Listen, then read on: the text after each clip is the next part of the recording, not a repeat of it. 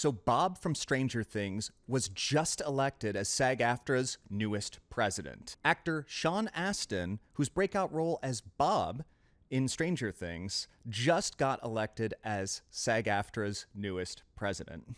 This is really exciting for me. I've been a big fan of Sean's work ever since his role as Doug in 50 First Dates.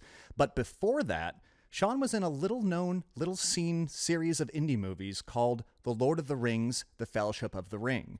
These came out in the early 2000s, between 2001 and 2003. Now, I don't really know if a lot of people saw these movies when they first came out. The first cuts of the films were famously so bad that they had to re-edit them and put them out on DVD with additional scenes just to explain to general audiences what was going on. In fact, I think that the movie was such a flop that the director never made a narrative movie ever again. If memory serves me right, he went on just to direct movies about World War I and obscure rock bands from the 1960s.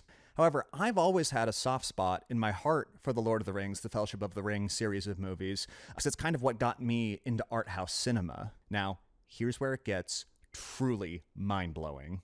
So, the movies are actually based off a series of books written by a linguist from somewhere in England back in the 50s or 60s. In the books, the character that Sean Astin plays actually gets elected as the mayor of the kingdom that he's from after the story ends. In fact, he's elected 7 times. He's the longest-serving mayor of the Kingdom of Hobbiton that there's ever been. So the question that we have to ask ourselves is, does life imitate art?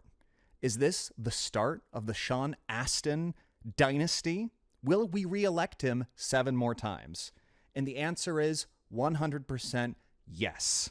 As a voting member of SAG-AFTRA, I will vote for Sean Astin as many times as I have to, even if he doesn't want to. So congratulations, Sean.